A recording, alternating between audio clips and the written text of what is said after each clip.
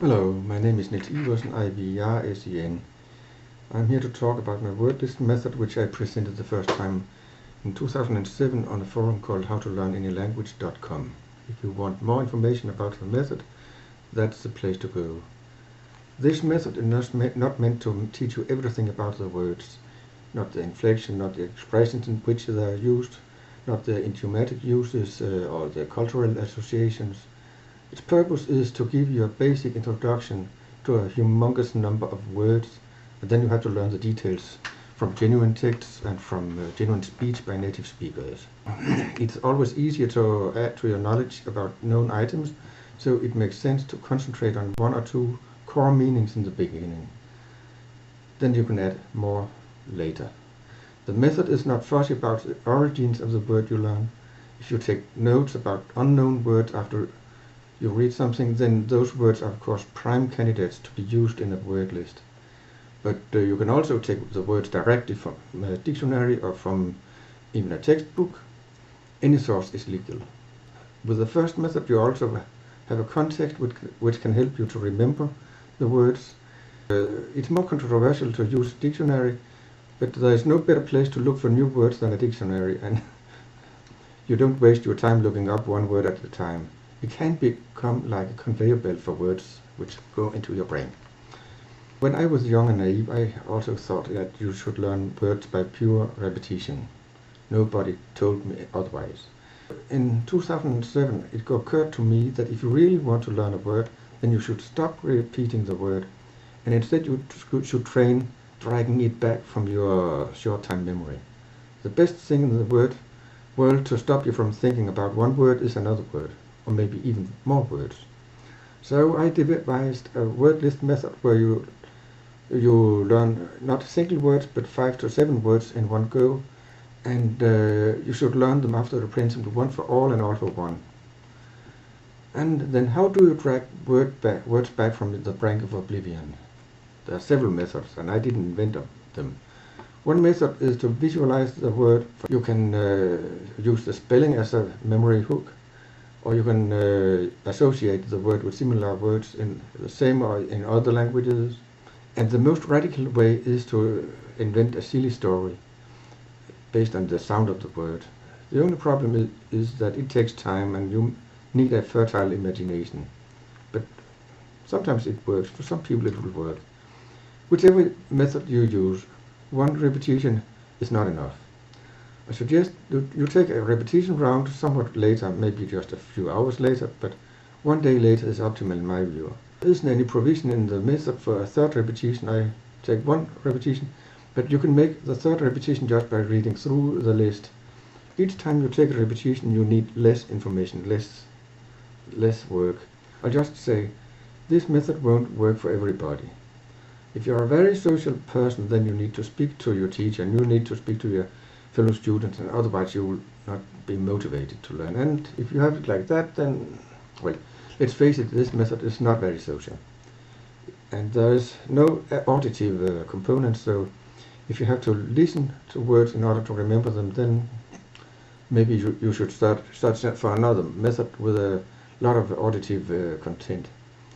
Finally, there are people who think that you should only learn words from a context, and the reason should be that you only learn the idiomatics from native speakers. I think they are wrong. There's a fundamental difference between learning all about how to learn a certain word and just putting it somewhere in your brain for later use. If you learn the single words that enter an expression, then the whole expression may have a different meaning which cannot be found by adding the meanings of the single words. But if you know the single words, it will be much easier for you to remember the expression with the different meaning. And that's why I think that it is worth learning as many words as early as possible in your study process. The purpose of this word list method is only to put the words somewhere in your brain, but you have to learn how to use them from genuine text and genuine speech by native speakers. The first picture shows two layouts. They are both meant for folded paper. I use folded paper because it is much more handy if you are sitting with a dictionary and some paper and ballpoint pens and things like that. Folded paper is also not as intimidating. Less words on it. The layout I use is one marked B, and I have a very tiny handwriting, so for me it's okay, but for most people it would be too cramped. This demonstration is made using layout A, which is probably better for most people.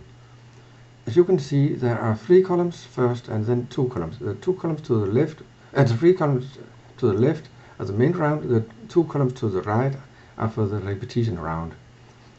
And the repetition round would normally be 1 day later, but you can try out different time periods. The blue columns are all in the target language, and the red ones will typically be in your native language, but if you are using a dictionary with another base language, then it could be in that base language, or in a mixture. You will fill out these layouts, one group of words at a time. One group is 5 to 7 words. You fill out group 1, 3 columns, then the next group 3 columns, and so forth. And during the repetition round, you take a group of words and 2 columns, next group 2 columns. You don't have to use the same subgroups in the repetition round as in the first group. You can vary the word order. You can add a few words. You can leave out a few words.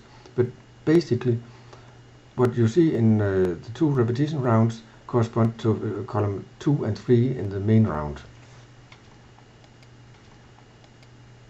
One final point. I always write my word list by hand. I remember things better that way. But maybe you are so young that your keyboard has become like an appendage to your brain, and then you're welcome to use your keyboard instead. I used a computer here to make things prettier. The first word list you will see here is based on word text in Bahasa Indonesia about Gunung Mulu National Park in Malaysia. Well, it is actually based on the notes I made with the unknown words while I was reading that text. Actually, I don't speak that language. I'm trying to learn it, so bear with me if I mispronounce something. When you write the words in the first block, you should already be thinking about how to remember them. About memory hooks in my terminology. I'm not going to comment on all the words here, but notice that there are a couple of rather long ones. Memiliki and mengikuti. Long verbs in Bahasa and other languages are often based on short ones, and if you learn the short ones first, then it will be much easier to remember the long ones. That's an universal rule which also applies to single words and expressions. Learn the single words first, and it will be much easier to learn the expressions later, even if they have another meaning. So the word milik didn't occur in the original text, but I added it to help me with memiliki. And the same thing with ikut and mengikuti. How do you remember milik? Well, it resembles English milk, so you could try out the silly story method, for instance. Milik means property, so think about the money tank of Uncle Scrooge overflowing with milk. And milik, when you've learned that one, will help you to remember memiliki because of the relationship between the words. Memiliki means to own or possess something. It's a verb. Unto below it means for to, but it's easier to remember it if you think about the solemn unto, as in unto thee, and so on. Now your task is to learn all 7 words so that you can write the translation in column number 2 without peeking in the original source. Don't write anything before you are positive that you can write everything. I've now written the second column, and as you can see, I've written it in another color. Did you have problems with a word? Okay, maybe Harus, then write everything else and take a peek in your source. Find a way to remember that word. For instance, Harus means have to, the first syllable is the same. That's a way to remember a word. And run through the other words to make sure that you remember them, but also for another reason. If you have had to look something up, then never write it down immediately after. Always do something else between. And it has to be something with words, because the purpose is to force you to stop repeating the first word in your mind. Do this, and you're ready for the next task, which is to learn all the original Bahasa words so well that you can remember them just by looking at the translation in column number 2. To test yourself, you can cover up the leftmost column, like this. You can of course try out different orders of the words. That will be a good way to test yourself. So if you know all the words and you're sure that you can write them all the Bahasa words in the third column, then proceed. I've written them now, and the words, as you can see, are exactly the same as in the first column. After the first block of 5 to 7 words, you are ready to continue to block number 2, which you will treat in exactly the same way, and you can continue all the way down through the column. So there's no reason to show that, because it's the same thing. Let's pretend one night has passed and it is 1 day later.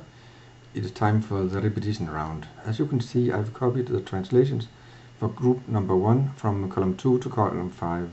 Actually, I don't have to use the same groups, but it would be normal to do it.